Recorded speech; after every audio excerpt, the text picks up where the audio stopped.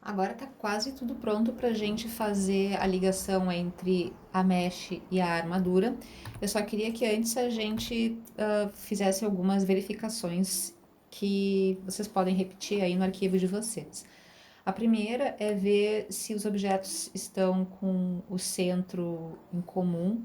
O centro é essa esse pontinho laranja, né, é o ponto pivô do objeto. Ele pode estar em qualquer lugar. Eu acho que fica mais fácil se ele estiver no 000, que é o atalho Shift C que a gente já usou antes, tá? Então, se vocês, por exemplo, selecionam a armadura, tá aqui no centro. Selecionam a cabeça da L, no mesmo centro. E se vocês selecionam o, o corpo, tá tudo no mesmo lugar. Se eu selecionar a costura que eu fiz e não gravei, porque fiz do mesmo jeito que a cabeça, vocês podem ver que ela não tá aqui no centro. Isso aí potencialmente pode trazer problemas, tá? Se a gente selecionar aqui a cabeça, ela tá no centro. Então, o único problema seria esse aqui da barriga, né? Essas costuras da barriga. Como a gente resolve?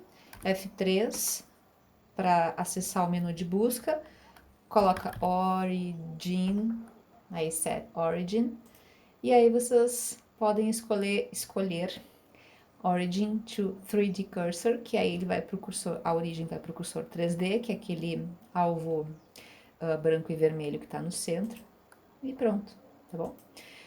A próxima coisa que a gente vai fazer é juntar as meshes do corpo e da cabeça. Então, eu vou selecionar essas duas meshes, vou dar Ctrl J, que é igual ao Illustrator, né? Faz uma união. Aí, se vocês entrarem no Edit Mode, vocês podem ver que estou selecionando com L de Linked. Vocês podem ver que ele faz a seleção separada, porque não é a mesh, ela não está exatamente, ela não está unida pelos vértices, né? Então vocês têm, elas estão separadas, porém elas estão dentro do mesmo objeto. Isso aí seria o equivalente no Illustrator a gente fazer um grupo, tá? Então vamos fazer desse jeito. E aí a gente tá pronto. Ah, não, a gente tá quase pronto para fazer a, o parent do corpo com a armadura. Acho que a gente podia fazer o seguinte, tá? Vamos aqui nos modificadores. Aí vocês estão vendo que a L, ela tem dois modificadores aqui, tá? Ela tem um subdivision e um mirror. O mirror, ele está espelhando no eixo X, e o subdivision, a gente não está enxergando, ele está deixando a L um pouco mais arredondada. Eu acho que a gente deveria aplicar o subdivision. Por quê? Porque quanto mais vértices a L tiver, melhor vai ficar a deformação. Se a gente deixar com os vértices que ela tem agora, vamos entrar aqui no modo de edição, vocês não precisam entrar, eu tô entrando, tá? Se a gente usar os vértices que ela tem agora, deixa eu ver qual é o modo que a gente consegue ver. Aqui, ó. Eu tô usando esse conjunto aqui de botões selecionado pra gente ver o cage, ou a gaiola, que é a mesh real, e por dentro a gente vê o resultado. Então, tem vértices que não existem quando a gente faz o Subdivision Surface. Porque esse aqui é o resultado que a gente vê na cage, em laranja, amarelo, é o resultado da malha real. Quando a gente vê desse jeito aqui, a gente está vendo o resultado de uma malha suavizada. Tem loops que estão aqui que a gente não está vendo. Tô aqui no wireframe, tá? Esse aqui é o resultado real.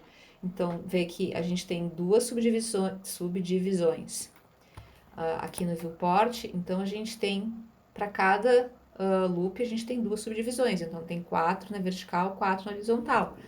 Vê que eu tô aqui com a seleção de vértice e eu não consigo acessar certos vértices. Esse aqui eu consigo, mas esse aqui, por exemplo, eu não consigo. Por quê? Porque ele não é um vértice de verdade, digamos assim. Ele só existe no modificador. Então, quando eu fizer a deformação da L, ainda que ela pareça uma geometria assim suave e com uma malha com muitos polis, ela não é ainda. Ela é uma malha com essa quantidade de pólios que a gente está vendo aqui, tá? Então, ela vai deformar como se fosse como se ela tivesse essa quantidade de vértices. Então, pensa assim, pensa que vocês têm uma folha, tá? Uma prancha de papelão, tá? Um papelão daqueles corrugados de fazer embalagem para transportar várias caixas, tá? Imagina que vocês querem dobrar esse papelão. Fica muito mais fácil se vocês fizerem um vinco, não é? Quanto mais vincos, mais vocês conseguem dobrar. Até que vocês fazem tantos vincos que daqui a pouquinho vocês conseguem fazer, por exemplo, um cilindro, um cano com esse papelão, tá? Então, é mais ou menos não, é exatamente o mesmo raciocínio. Quanto mais vincos a gente fizer, quanto mais loops a gente tiver, melhor vai ficar a deformação da malha. Pensa que se ao invés de um papelão corrugado, que é uma coisa bastante rígida, né? Pensa que se vocês, ao invés disso, tiverem uma coisa que vocês possam fazer uma quantidade maior de vincos, vocês podem ter uma superfície que vai se assemelhar muito a alguma coisa que seja realmente curva, tá? Lembrando, tá, que como a gente falou no início dos vídeos, bem lá no início, a gente não tem superfícies curvas no 3D. A gente não tem, é só a ilusão de que as faces são curvas, elas não são. É uma ilusão provocada pela forma como o Weave ou Cycles espalham a luz em cima de cada uma dessas faces. Então aqui, por exemplo, a gente vê que o espalhamento de luz está sendo feito de um modo flat. Aqui, se a gente colocar em Object, Shade Smooth, a gente vai ter um resultado diferente, tá? Então isso é só para lembrar vocês que a gente, nesse caso, a gente provavelmente vai se dar melhor se a gente fizer esse Apply do Subdivision Surface. Qual é a questão aqui? Tá? A questão é que se a gente faz o Apply do Subdivision Surface, a gente vai ficar com uma malha muito densamente, com muitos polígonos, tá? Eu vou ficar aqui, no meu caso, ó, com quase 19 mil polígonos, que eu acho que é bastante, tá? Mas eu acho que vai valer a pena. Então, o que vocês podem fazer, tá? Talvez nesse ponto vocês possam fazer uma cópia da L. Olha aqui, deixa eu tirar aqui. Vocês podem fazer Shift D, tá? Tem L corpo 2 aqui. Vou colocar L cópia de segurança. Vocês podem fazer isso por causa de vocês quererem voltar atrás. Porque depois que aplicar o modificador, o Subdivision Surface, vocês não vão conseguir voltar atrás mais. Tá, e aqui eu vou trocar o nome de L corpo para apenas L, tá? E a L copy de segurança, que não é problema ter, né? Provavelmente a gente não vai precisar, mas também é bom a gente ter. E tem esse olho aqui que tá sobrando que eu vou deletar. Feito isso, então, tá? A gente pode fazer a mesma coisa aqui com as costuras também. Ctrl J. Só vamos ver se elas estão aqui no mesmo ponto pivô, elas não têm nenhum modificador, deixa assim. Enfim, tá, eu vou aplicar o Subdivision Surface, aplicou, a gente não viu mudanças, mas agora quando a gente entra no Edit Mode, a gente pode acessar um monte de vértices que antes a gente não podia, e a gente tem o Mirror.